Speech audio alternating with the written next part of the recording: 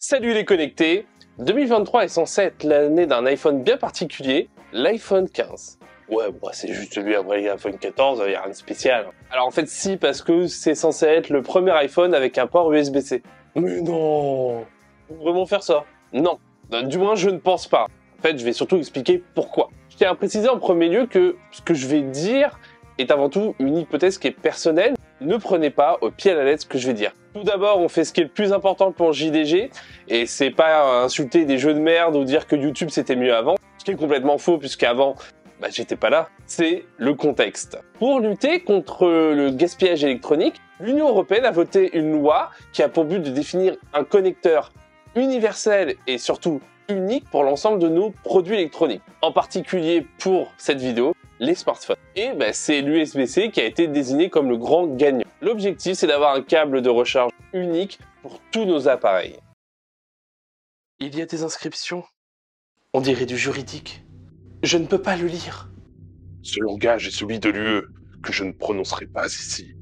En langue commune, ces signes disent un câble pour les connecter tous, un câble pour les recharger, un câble pour les brancher tous, et dans l'universalité, les lier. Ce qui veut dire qu'à partir du 28 décembre 2024, l'ensemble des produits et des smartphones en particulier qui seront vendus sur le sol européen seront obligés d'avoir un port USB-C. Et par extension, ça va concerner les prochains iPhones. Donc, exit le Lightning, bonjour l'USB-C, du moins, ça c'est en théorie. Comment ça, en théorie? C'est pas écrit noir sur blanc sur le texte. Ouais, mais si, ils ont utilisé une imprimante couleur. Non mais c'est quoi là? Normalement c'est à moi de faire les blagues sur les vidéos. Je vous précise que cette vidéo m'a été grandement inspirée par une vidéo qu'a produit Marques Brownlee, qui est plus connu sur YouTube avec le pseudonyme MKBHD, qui a fait une vidéo sur le sujet qui est vraiment super bien. Je vous invite à la regarder, surtout si vous parlez anglais, parce qu'elle est hyper intéressante. Pour expliquer pourquoi Apple n'est pas obligé, et surtout pour être tenté de ne pas produire un iPhone USB-C, il faut se pencher sur le texte. Si on étudie l'annexe 1 et surtout la linéa 2 du texte, il est mentionné qu'en fait, parmi les produits concernés par cette loi, si un produit est rechargeable par câble, cela doit obligatoirement passer par un port USB-C.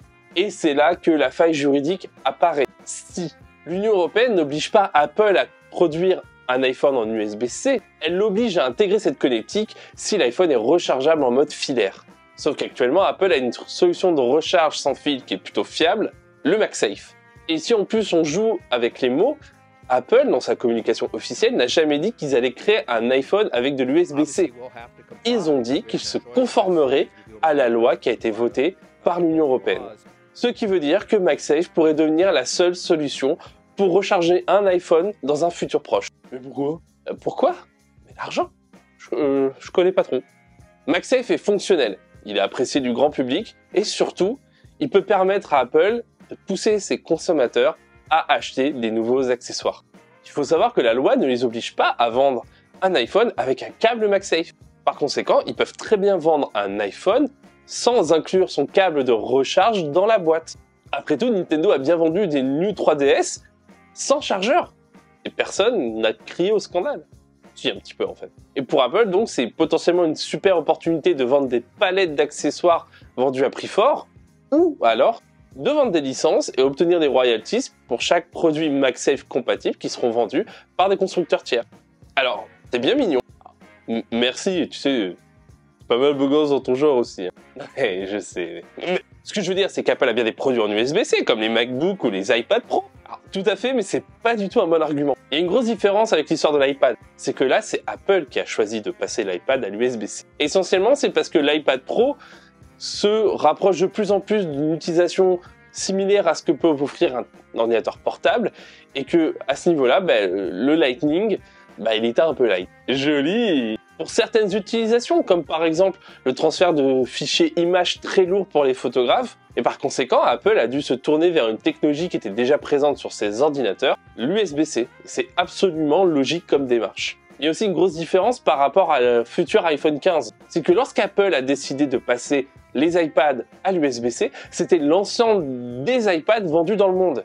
Et c'était pas simplement lié à des iPads vendus sur une zone géographique précise. C'était un choix global et ça a une importance majeure. Car avec la sortie de la génération 14, Apple a opéré un changement similaire avec l'imposition du port USB-C par l'Europe. La suppression de la carte SIM aux États-Unis.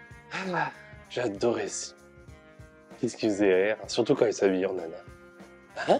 Apple, avec la suppression du tiroir à carte SIM pour ses iPhones américains, n'a pas chamboulé le design de son produit. Ils se sont simplement contentés de supprimer le tiroir et de le remplacer par une cale en plastique. Et c'est beaucoup plus simple d'un point de vue logistique pour une production à échelle mondiale. Comme ça, au lieu de créer un modèle avec carte SIM, un modèle sans carte SIM, il suffit juste d'enlever le composant que l'on ne veut plus pour les modèles américains et le tour est joué. Et là, j'imagine que vous commencez à comprendre où je veux en venir.